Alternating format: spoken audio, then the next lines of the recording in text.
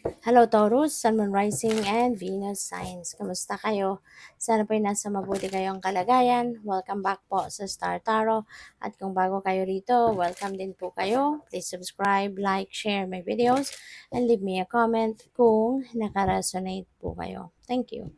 So, tingnan natin mga mensahe ni Taurus.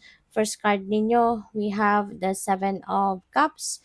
So, meron dito mga opportunities. May mga choices, iba-iba ang paparating na na oportunidad dito sa inyo. Kaya maaaring malito ang iba sa inyo Taurus, no? Kaya huwag kayong mag-alala, matutulungan kayo ng universe diyan. No? You just have to call on Holy Spirit. Magdasal ka kay Holy Spirit na palinawin ang inyong isipan at gabayan ka, 'di ba? Sa kung ano dito yung best para sa iyo. Alright?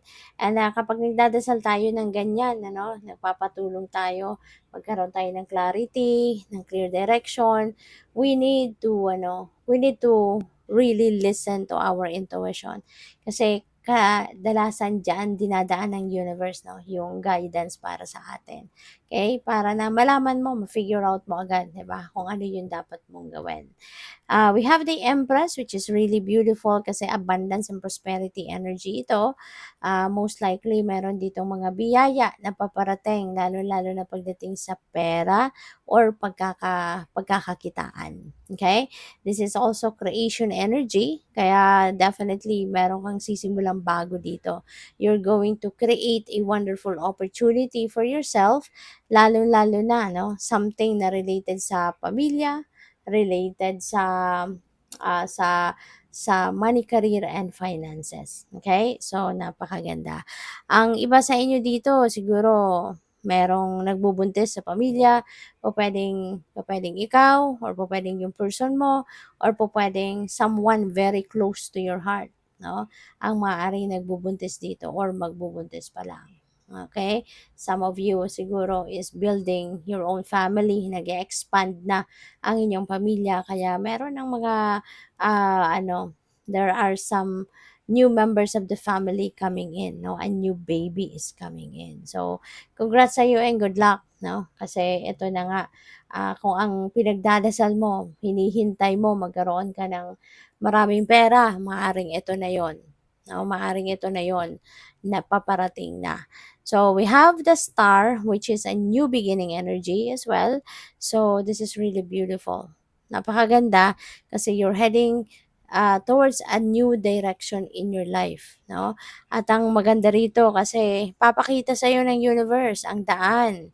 All right? The universe will show you the way para makarating ka doon sa kung saan ka dapat mapunta, and dito ka magsisimula ng bagong buhay. Dito ka magsisimula ng bagong yugto sa buhay ninyo, 'di ba? So, parang ano 'to, parang new beginning, no? New beginning in your life, and it could be in various areas of life, no? Na maaapektuhan nito. Maaring magbabago ang inyong financial landscape because meron din tayong Empress. Maaring ngayon magsisimula ng pumasok ang abundance sa buhay mo. So, possible yan. Pwede rin na ang iba sa inyo rito, baka magsisimula na kayo ng mas magandang relationship, 'di ba? With your person or with other family members. Maaari ngayon mas magsisimula na kayo ng mas stronger, kumbaga stronger relationship. Nagkakaintindihan, nagdadamayan, 'di ba? Open communication sa bawat isa, yung mga gano'n. So, depende sa inyong sitwasyon. It could be other things pa na po pwedeng mas mag-improve, mas maging maganda. Kasi nga, kumbaga reset ito ng buhay ninyo. So, papunta kayo sa pagpapaganda lalo, no, ng kung ano man ang mga bagay-bagay na ito. So, maraming salamat for subscribing, and if you haven't subscribed yet, subscribe na kayo. And also, maraming salamat din for not skipping the ads. Malaking bagay po yan sa akin. Thank you. And also, please click the join button sa baba ng video kung gusto po ninyo na mag-join sa membership. So, your next message is the fluorite. Alright? Sabi dito, I am smart. I am open to learning something new. I am organized. So, kung estudyante kayo, no? para sa mga kilala ninyong estudyante or kayo mismo baka estudyante kayo or nag-aaral kayo. This could be your continuing education. Kung mahilig kayo sa crystals, you can use fluorite, no? Yung fluorite na 'to, yung rainbow fluorite, na makakatulong yan sa'yo na mas maging active, no, yung brain cells ninyo, yung gano'n. So, nakakatulong daw ito, nakaka-stimulate ng brain. Kaya maganda siya sa mga nag-aaral, mga na kailangan mag-memorize, yung mga gano'n. So, makakatulong yan. You can place fluorite, you know, sa desk ninyo, 'di ba? Sa ano ninyo, sa study table ninyo, yung gano'n. Or you can always carry that, no, sa pocket ninyo. So, we have clear thinking. Release mind chatter. Ayan. So, ito yung mga kailangan gawin ninyo. Kasi baka nalilito nga kayo, di ba? Perfect, no? Yung clear thinking and release mind chatter dito sa sitwasyon ninyo sa Seven of Cups. Kasi nga, kailangan dito na makapag-isip ng maayos, ng mabuti. So, tanggalin ninyo yung mind chatter ninyo, ano man yung mga naiisip ninyo kung ano-ano, tanggalin mo na yan, lalo-lalo na kung negative lang din naman yan.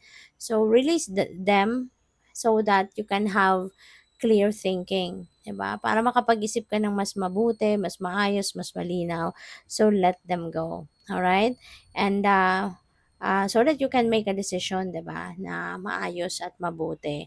And maintain courage and self-confidence. Okay? Magtiwala ka lang lagi sa sarili mo at lagi kang maging matapang, lagi kang maging ah, brave, 'di ba, sa buhay kasi kailangan natin 'yan lagi para hindi tayo sumusuko, 'no? Kung may problema, kailangang matatag tayo, matibay ang loob para makayanan nating harapin ang kung ano man ang klaseng problema ang pupuwedeng nandiya-diyan, 'di ba? So, hindi tayo papatalo diyan.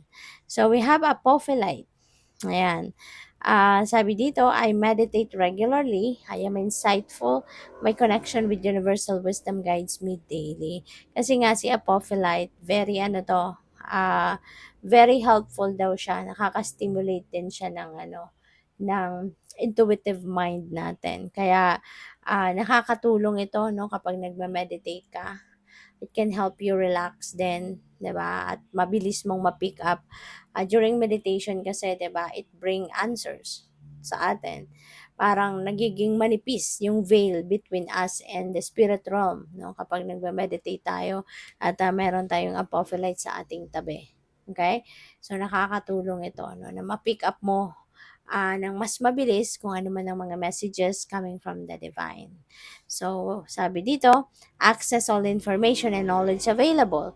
Remember past lives as needed. Improve clarity during meditation, experiences, and stay centered and maintain a quiet mind. Okay? So, parang naanyayahan kayo dito talaga no? Na mag-meditate kayo, na mag-nilay-nilay kayo, magmuni-muni kayo. And it feels like it's going to be very beneficial for you, lalo-lalo na dito, no, na meron kang maaring na-experience na kalituhan, confusion, kasi nga mamimili ka sa mga choices, 'di ba, na meron kayo. Kaya it could help you talaga, no, sa kung magme-meditate kayo, kung magpa-prayer mode kayo, yung gano'n, it would help a lot na maging malinaw, no, ang inyong isipan.